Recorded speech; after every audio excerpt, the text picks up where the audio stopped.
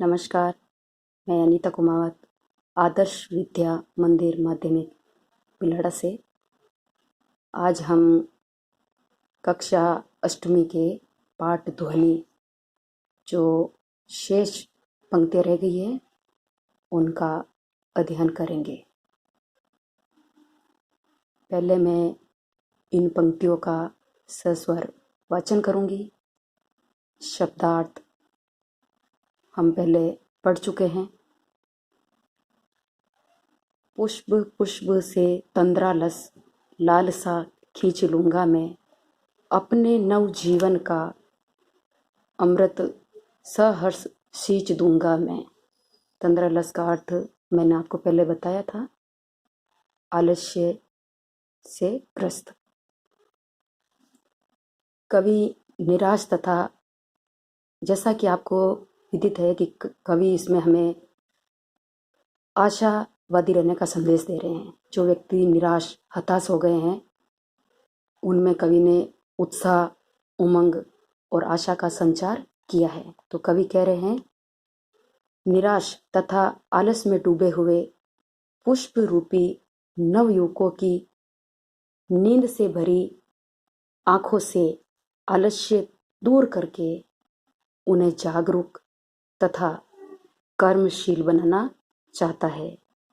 कवि उन पुष्पों को, पुष्प यानी नवयुवकों को, हरा भरा व ताजगी से परिपूर्ण करने हेतु अपने नव जीवन के अमृत से खुशी खुशी सींचने को तत्पर है।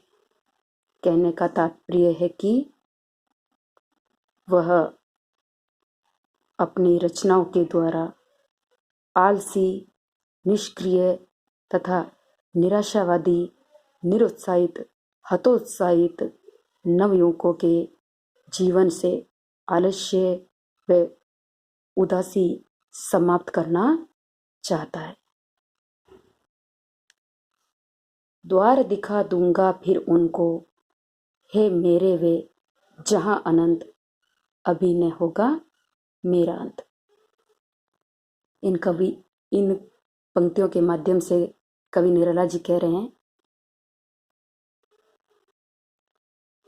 कवि का जो मन है, हृदय है, वह चाहता है कि जिस प्रकार फूल अनंत काल तक अपनी खुशबू, महक तथा सौंदर्य बिखेरते रहते हैं, उसी प्रकार हर युवक भी अपने अच्छे कर्मों के द्वारा, अच्छे कार्यों के द्वारा इस देश, इस समाज के सौंदर्य में अनंत काल तक वृद्धि करे। देश और समाज के सौंदर्य से तात्पर्य है कि देश को सुदृढ़ बनाए, समाज को अच्छा बनाए, समाज और देश को ऊंचाइयों तक ले जाए। जीवन में उमंग, उत्साह और आशा से परिपूर्ण कवि इन पुष्प रूपी नवयुवकों को अपने जीवन का द्वार दिखा देना चाहता है। अर्थात कवि उन नवयुवकों को प्रेरित करना चाहते हैं और प्रेरित करके उनके जीवन के लक्ष्य प्राप्ति में अपना सहयोग देना चाहते हैं। कवि कह रहे हैं कि अभी मेरा अंत नहीं होगा, मैंने अभी अभी ही तो लिखना शुरू किया है, कविता करना शुरू की है। मैं अपनी रचनाओं के माध्यम से समाज को एक नई दृष्टि प्रदान करूंगा। हताश व निराश नवयुवकों में आशा का संचार करूंगा, उनके जीवन को उत्साह से परिपूर्ण करूंगा।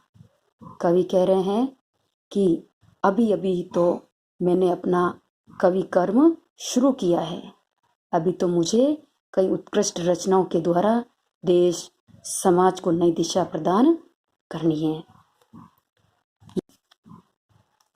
ये पाठ आज अपना यहाँ पर समाप्त होता है।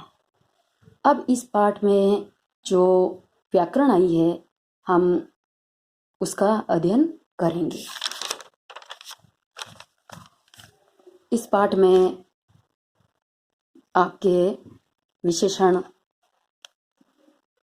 आए हैं और अलंकारों की मैं आपको सामान्य जानकारी देती हूँ। वो आपके जब आप सप्रसंग व्याख्या करोगे तो उसमें आपके सप्रसंग व्याख्या को प्रभावशाली बनाने के लिए काम में आते हैं। तो इसमें आपके जो विशेषण का प्रयोग हुआ है उनको हम पढ़ेंगे। संज्ञा या विशेष्य की विशेषता बताने वाले शब्दों को विशेषण कहते हैं। इसमें पाठ में अपने आए हैं जो शब्द आए हैं उनको देखिए। जैसे कोमल गात, गात का अर्थ क्या है? मैंने आपको बताया था शरीर। तो शरीर कैसा है? कोमल। मृदुल वसंत, वसंत एक ऋतु है और मृदुल का अर्थ भी कोमल ही होता है। वसंत ऋतु या मृदुल से तात्पर्य है सुहावनी ऋतु। कोमल का मतलब है बसंत ऋतु में न ज़्यादा ठंड होती है ना गर्मी होती है, सुहावनी ऋतु है वो। तो बसंत की ये मृदुल क्या है? विशेषता है। पात, पात का अर्थ होता है पत्ते, और पत्ते कैसे हैं? हरे हरे। अब एक बार हम इन शब्दों को अलग अलग करके देखेंगे। विशेषण शब्दों को अलग करेंगे, विशेष शब्दों को अलग करेंगे। कोमल, देखो मैंने नीचे अंडरलाइन खींची है, अब एक बार वापस देखिए इनको। कोमल, मृदुल, हरे हरे, ये विशेषण शब्द है। विशेष्य गात यानी शरीर, वसंत जो एक ऋतु है, पात पेड़ों के पत्ते, ये संज्ञा शब्द है, ये विशेष्य है और विशेष्य की ये शब्द विशेषता बता रहे हैं। हिंदी विशेषणों के 4 प्रकार माने गए हैं।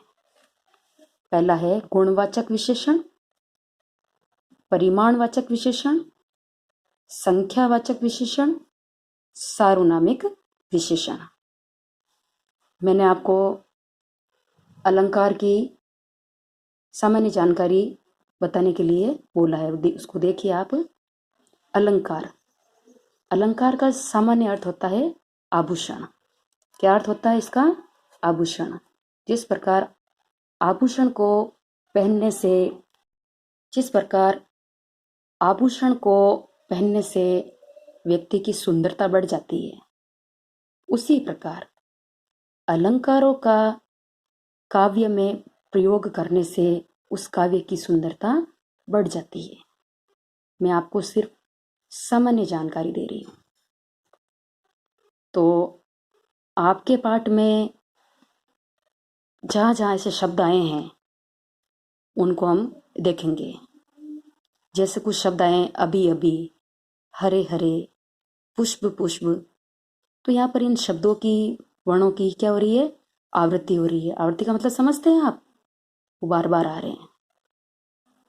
तो जहाँ पर शब्द और वर्ण की आवृत्ति होती है, वर्ण की बार बार आवृत्ति होने पर अनुप्रास अलंकार का प्रयोग होता है। और जहाँ पर शब्द की आवृत्ति बार बार होती है और उसमें अर्थ में थोड़ा परिवर्तन होता है, उसे यमक अलंकार कहते हैं। अब हरे का मतलब हरा ही होता है, लेकिन इसमें क्या है?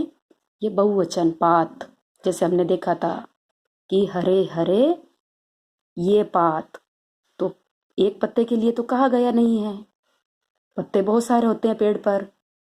तो यहाँ पर एक तो विशेषता बता रहे हैं और एक ये बहुवचन भी के रूप में भी प्रयोग हुआ है। तो आपके इस पाठ में विशेषण है और विशेषण के मैंने भेद बता दिया आपको। गुणवाचक, परिमाणवाचक, संख्यावाचक और सार्वनामिक विशेषण। और अनुप्रास में अलंकार में अनुप्रास और यमक अलंकार का प्रयोग हुआ है। तो ये हो गया अपने इस पाठ का व्याकरणिक अध्ययन। ठीक है, अब हम इस पाठ के प्रश्न उत्तर करेंगे। प्रश्न पहला, कवि को ऐसा विश्वास क्यों है कि अभी उसके जीवन का अंत नहीं होगा? इसका उत्तर देखिए, कवि को ऐसा विश्वास इसलिए है क्योंकि वह उत्साहित है तथा कवि अपने जीवन के प्रति आशावादी है। उनके जीवन में वसंत का अभी ही आगमन हुआ है, अर्थात उनका कवि कर्म अभी शुरू हुआ है। अपनी रचनाओं के द्वारा समाज को एक नई दृष्टि प्रदान करना चाहता है। प्रश्न नंबर 2, फूलों को अंत तक विकसित करने के लिए कवि कौन कौन सा प्रयास करना चाहता है या प्रयास करता है? फूलों से यहाँ पूरे पाठ में फूलों से क्या तात्पर्य है? ऐसे युवकों से, ऐसी युवा पीढ़ी से जो निराश और हताश है और कवि उनमें आशा का संचार उत्पन्न करना चाहता है। तो इस प्रश्न का उत्तर देखिए, फूलों को अंत तक विकसित करने के लिए कवि उनकी निराशा, हताशा, आलस्य को दूर कर उन्हें अपनी रचनाओं द्वारा प्रेरित करना चाहता है। अपनी रचनाओं के अमृत रस से उनके जीवन को सींचकर उत्साहित करना चाहता है। इसमें आप ऐसे भी लिख सकते हैं कि कवि फूलों को प्रभात का नया सवेरा प्रदान करना चाहता है। प्रश्न नंबर 3, कवि पुष्पों की तंद्रा और आलस्य दूर हटाने के लिए क्या करना चाहता है? उत्तर, कवि पुष्पों अर्थात नवयुवकों की तंद्रा का अर्थ मैंने बताया था आपको, निद्रा, आलस्य, और आलस्य दूर हटाने के लिए अपनी रचनाओं के माध्यम से उनमें आशा, उमंग, उत्साह का संचार करना चाहता है। ये तो हो गए आपके पाठ के प्रश्नोत्तर। अब आपको गृह कार्य करना है। गृह कार्य तो मैं आपको एक प्रश्न दे रही हूँ और इस प्रश्न का उत्तर सभी विद्यार्थियों को अपनी उत्तर पुस्तिका में लिखना है।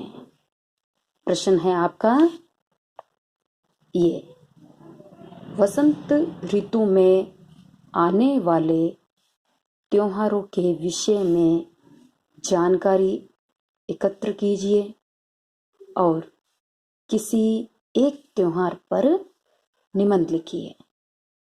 धन्यवाद।